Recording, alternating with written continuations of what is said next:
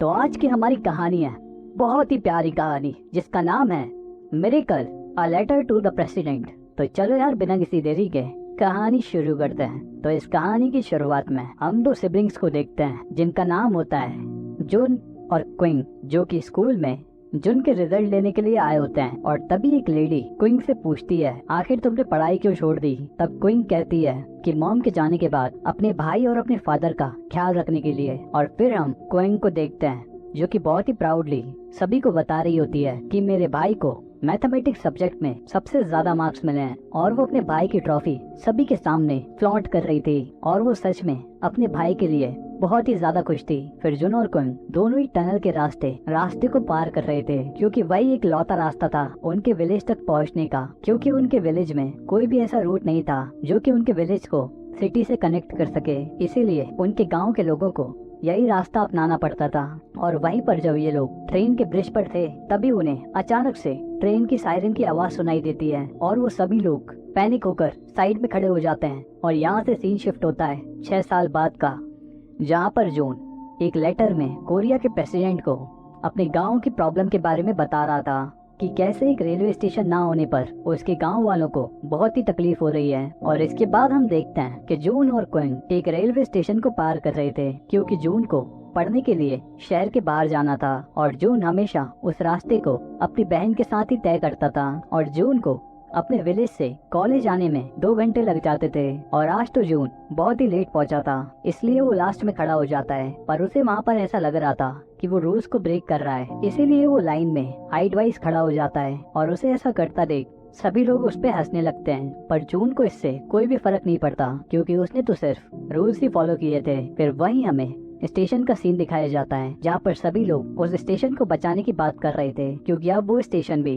बंद होने वाला था। और अगर वो स्टेशन बंद हो जाता है तो उनके विलेज का बाहर की दुनिया से कांटेक्ट पूरी तरीके से बंद हो जाएगा। और वहीं जून को एक लड़की मिलती है जो कि उसकी बहन क्विंग की फ्रेंड होती है, और वो वहाँ पर बार बार क्विंग के बारे में बातें करी जा रही थी। अब यहाँ पर हम देखते हैं कि जून कॉलेज लेट पहुँचता है और उसका आज यहाँ पर टेस्ट होता है। और यहाँ पर वो जैसे ही क्वेश्चन पेपर देखता है तो वो फटाफट उन क्वेश्चंस को सॉल्व करने लगता है, लेकिन अपनी OMI शीट पर आंसर न बढ़ते देख टीचर उसे वियर्ड लुक दे रहे थे। और तभी वहाँ पर सॉन्ग नाम की लड़की आंसर शीट कलेक्ट करने आती है, जो कि जून से कहती है कि अपनी OMI शीट पर आंसर टिक करो, लेकिन जून सिर्फ 2 लाइन खींच देता है। अब ये देखकर सॉन्ग जून की सारी वियर्ड बातें अपनी फ्रेंड को बताती है। और यहाँ पर उसकी फ्रेंड कह रही थी कि जून मेरे हिसाब से बहुत ही बड़ा जीनियस है, जिस पर सॉन्ग कहती है कि मुझे तो पागल लगता है। अब यहाँ पर सॉन्ग की फ्रेंड कहती है कि तुम्हें जून पागल क्यों लगता है? और सॉन्ग उससे कहती है अपना हाथ दिखाओ, और उसकी फ्रेंड अपना पाल्म दिखाती है। और फिर वो कहती है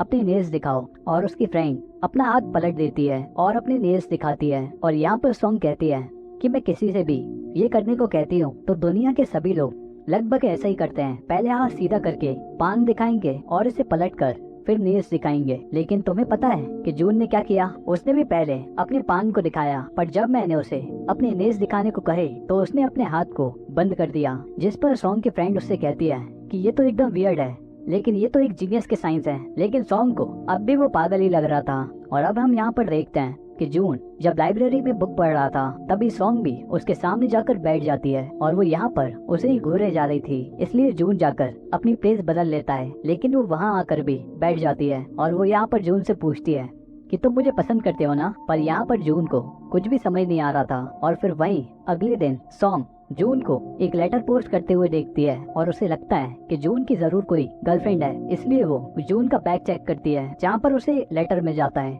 जो कि किसी लड़की के लिए नहीं बल्कि उसने देश के प्रेसिडेंट को लिखा था। और फिर हम जून को देखते हैं जहाँ पर उसके प्रोफेसर उसे डॉक्टोरियल थीसिस देख के कहते हैं तुमने तो वैसे भी लाइब्रेरी की ज्यादातर बुक्स पढ़ ली हैं, तो फिर इन्हें क्यों छोड़ा है? अब डॉक्टोरियल थीसिस उन डॉक्यूमेंट्स को कहते हैं जो कि PhD स्कॉलर अपनी PhD के लिए पढ़ते हैं। अब वही जून जब अपने कॉलेज जा रहा था तभी रास्ते में सॉन्ग उससे कहती है कि मैं तुम्हारी मदद कर सकती हूँ प्रेसिडेंट को लेटर लिखने में, क्योंकि मेरे फादर पॉलिटिक्स में हैं। अब इस बात को सुन जून सॉन्ग की बात मान जाता है और सॉन्ग इस सब के बाद जून की हेल्प करने लगी थी, लेकिन असल में तो वो जून के साथ टाइम स्पेंड करना चाहती थी ताकि वो उसे जान सके। लेकिन यहाँ पर जून हमेशा इसी इंतजार में रहता था कि आज सॉन्ग उसे कुछ नया सिखाएगी। और लेटर ऑन सॉन्ग जून की सभी मिस्टेक्स को बताती है जो कि वो लेटर लिखने में करता था। और फिर सॉन्ग की एडवाइस लेकर जून ने वो लेटर पोस्ट कर दिया था ताकि किसी का तो लेटर एक्सेप्ट हो जाए। और जून अपने विलेज के प्रॉब्लम के बारे में सॉन्ग को बताता है, जिस पर वो उसे एक आइडिया देती है कि वो एक ऐसी मशीन बना सकता है जिससे लोगों को पता चल जाए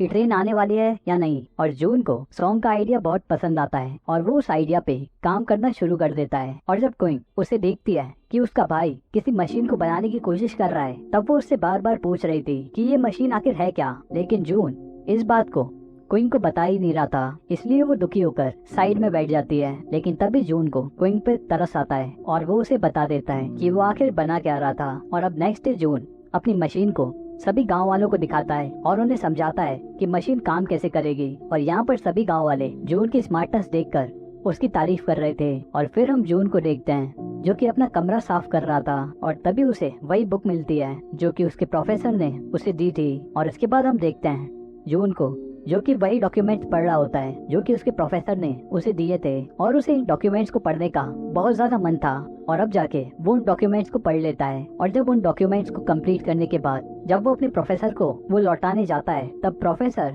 उसे दूसरी बुक्स देते हुए कहते हैं इन्हें भी पढ़ लेना और कल वापस ले आना। तब जून अपने आप से कहता है कि ये मेरी हेल्प कर रहे हैं या मेरे से काम निकलवा रहे हैं। और वहीं पर हम जून और सॉन्ग को देखते हैं जो कि लाइब्रेरी में बैठकर अपने सपनों के बारे में बात कर रहे होते हैं। लेकिन यहाँ पर जून का कोई भी सपना नहीं होता, जिस पर सॉन्ग कहती है कि तुम तो इतने ज्यादा इंटेलिजेंट हो, तुम्हें तो सियोल चले जाना चाहिए और वहाँ पर तुम्हें अपने करियर को फ्लरिश करने का मौका भी मिलेगा। पर जून इस बात का आंसर नहीं देता। और तभी हम उसे वापस से घर पे देखते हैं जो कि अपने घर में कुछ पढ़ रहा था। तभी क्विंग वहाँ पर आती है और उस बुक को देखती है जो कि वो पढ़ रहा था। और यहाँ पर क्विंग काफी खुश थी कि जून की लाइफ में कोई तो लड़की है जिससे जून बात करता है। और क्विंग जून को टीज करने लगती है सॉन्ग के नाम पर, जिस पर जून कहता है कि हम तो बस अच्छे दोस्त हैं और कुछ भी नहीं। फिर अगले सीन में हम जून और सॉन्ग को देखते हैं जो कि बहुत ही ज्यादा घुल मिल गए थे और सॉन्ग के साथ टाइम स्पेंड करना जून को काफी पसंद भी आने लगा था। और एक दिन जब जून लाइब्रेरी में पढ़ाई कर रहा था, तभी सॉन्ग कहती है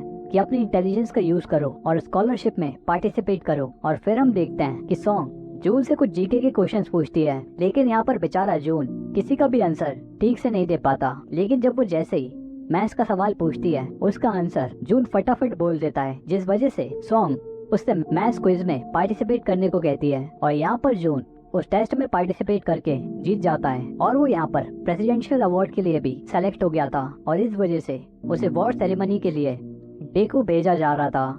पर जून को तो प्रेसिडेंट से मिलना था और वो तो सियोल में रहते हैं, इसलिए वो बहुत ही ज्यादा अपसेट था। जिस पर सॉन्ग उससे कहती है क्यों ना हम ही प्रेसिडेंट के पास चले जाएं।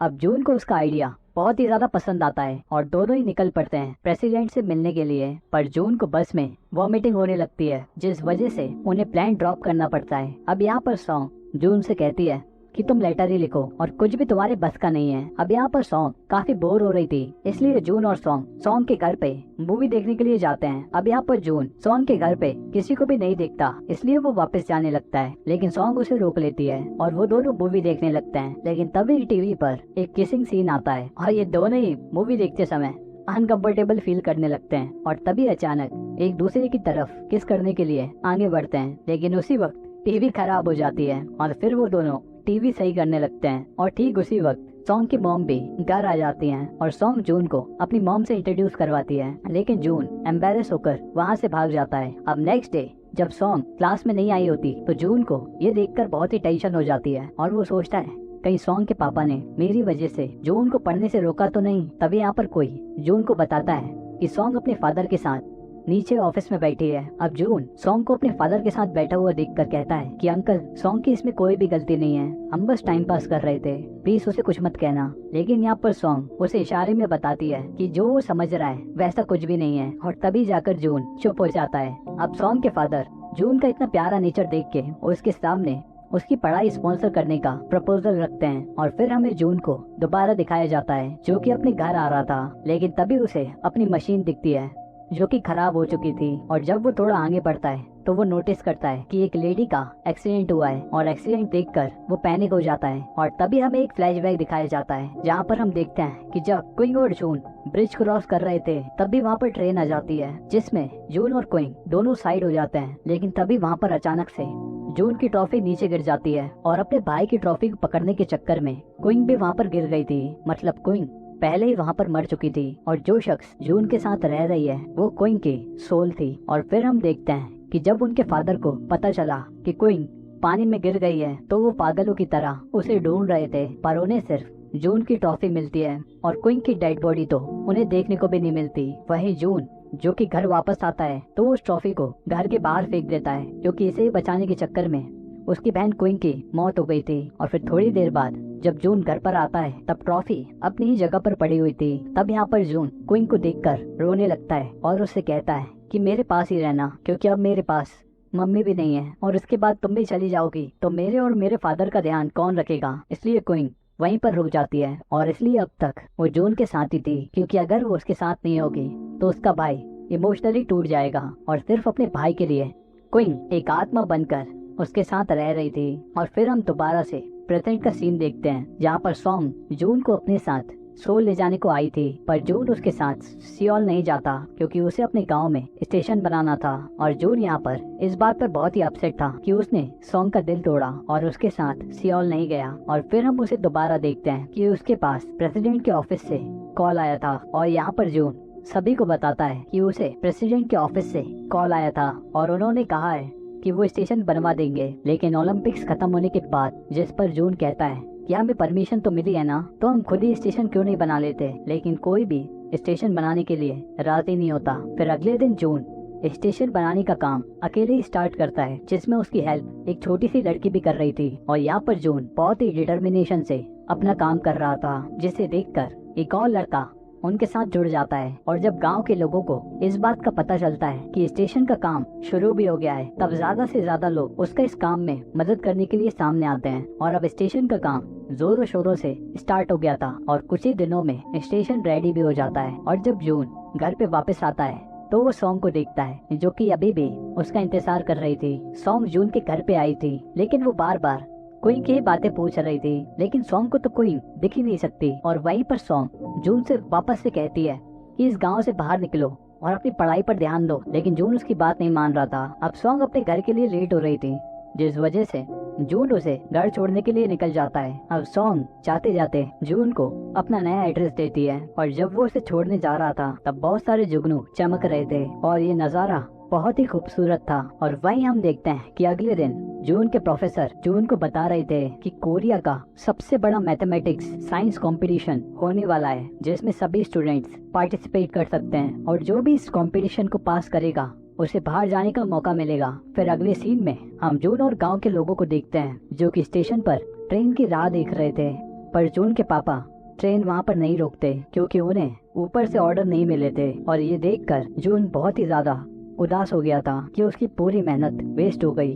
और वहीं पर हम जून के फादर को देखते हैं जो कि एक मैगजीन में जून का इंटरव्यू देखते हैं, लेकिन जैसे ही वो आर्टिकल पढ़ते हैं तो उन्हें बहुत ही ज्यादा गुस्सा आता है। इसीलिए वो एडिटर को तुरंत ही फोन करते हैं और उससे कहते हैं कि तुमने मेरे बेटे के बारे में झूठ क्यों लिखा है। दरअसल उस आर्टिकल में लिखा था कि जून नाम के लड़के ने वो स्टेशन बनाया है और जून ने वो स्टेशन अपनी मम्मी और अपनी बहन के लिए बनवाया है, जो कि जून की वजह से मारे गए थे। और यहाँ पर जून के फादर उस एडिटर को बहुत कुछ सुनाते हैं, लेकिन वहाँ पर वो एडिटर कहता है कि ये सब आपके ही बेटे ने हमें बताया है। और वहीं दूसरी तरफ हम जून को देखते हैं जो कि बहुत ही उदास था और यहाँ पर जून की बहन उसे रोने से रोक रही थी। पर यहाँ पर जून कहता है कि तुम्हें पता है कि मैंने स्टेशन क्यों बनवाया? इसलिए क्योंकि मेरी वजह से मेरी मम्मी की मौत हुई, मुझे पैदा करते ही वो मारी गई। और दूसरी थी तुम, जो कि मेरी जीती हुई ट्रॉफी को बचाने के लिए तुम पानी में कूद गई और फिर कभी भी वापस नहीं आई। और मैं तो बस यही चाहता था कि मेरे फादर मुझे माफ कर दें, क्योंकि कहीं न कहीं मैं इन सब का जिम्मेदार था, तुम्हारी मौत का, हमारी मॉम की मौत का। जिस पर क्वीन कहती है कि तुम हर बात पर अपने आप को ब्लेम मत करो, क्या तुम डरपोक हो? हर मुसीबत से डर कर तुम रोने लगते हो। पर जून को क्वीन की एक भी बात समझ नहीं आ रही थी, क्योंकि वो ऑलरेडी बहुत ही ज्यादा दुखी था। और वहीं पर हम जून के फादर को देखते हैं जो कि जून के लिए बहुत ही ज्यादा उदास थे। और यहाँ पर जून के प्रोफेसर उसे वही एग्जाम के बारे में बताते हैं जिससे जून को नासा में एडमिशन मिल सकता है और कोरिया का टॉप स्टूडेंट बनने का मौका भी। और हम देखते हैं कि अगले दिन जून के फादर उस स्टेशन पर गाड़ी को रोक देते हैं, इवन जबकि इस वजह से उनकी नौकरी भी खतरे में पड़ सकती है। और यहाँ पर जून के फादर उसे सियोल जाकर एग्जाम देने को कहते हैं और उनकी बात सुनकर जून फटाफट सियोल के लिए निकल जाता है। और यहाँ पर जून के फादर उसे एग्जाम हॉल तक छोड़ने आए थे, पर जून बहुत ही लेट पहुंचा था, जिस वजह से उसे एंट्री नहीं मिल रही थी। लेकिन यहाँ पर जून के डैड अपने बेटे के लिए उस सिक्योरिटी गार्ड से लड़ जाते हैं और जून एग्जाम हॉल में चला जाता है। और कुछ महीने ऐसे ही बीत जाते हैं और जून का रिजल्ट घर पे आता है और जून उस रिजल्ट को देखकर एकदम चुप बैठा था और वहीं पर रो रहा था। और उसे देखकर जून के फादर को लगता है कि वो जरूर फेल हो गया होगा। लेकिन यहाँ पर जून खुशी के आंसुओं से रो रहा था क्योंकि जून एक बहुत ही अच्छी रैंक से पास हुआ था। और ये जानकर जून के फादर बहुत ही खुश थे। जिसके बाद वो जून से कहते हैं कि मुझे अपनी लाइफ में 2 ही बातों का रिग्रेट है। पहला, जब तुम्हारी मॉम तुम्हें बर्थ देने वाली थी तब मैं वहाँ पर नहीं था, और जब तुम्हें 4th स्टैंडर्ड में प्राइज मिला था तब भी मैं तुम्हारे साथ नहीं था, और उसी दिन तुम्हारी सिस्टर की डेथ भी हुई थी। और फिर हमें एक फ्लैशबैक का सीन दिखाया जाता है कि जून के फादर ने उस दिन ट्रेन चलाई थी जिस दिन क्वीन की डेथ हुई थी। और जब उन्हें अपनी बेटी की मौत का पता चला तो वो एकदम सदमे में चले गए थे। और यहाँ पर जून के डैड उसे ये सब इसलिए बता रहे थे क्योंकि जून हमेशा अपने आप को ही अपनी मॉम और अपनी बहन की डेथ का कारण मानता था। लेकिन कहीं न कहीं जून के डैड भी अपने परिवार को समय नहीं दे पाते थे और इसी वजह से वो कभी भी जून से नजरें नहीं मिला पाते थे। अब ये बात जून को समझ आ जाती है और वो अपने फादर से कहता है कि प्लीज अपने आप से नफरत मत करना जैसे कि मैंने किया। जिसके बाद वो कहता है कि फादर थैंक यू कि आपने उस दिन सुसाइड नहीं किया।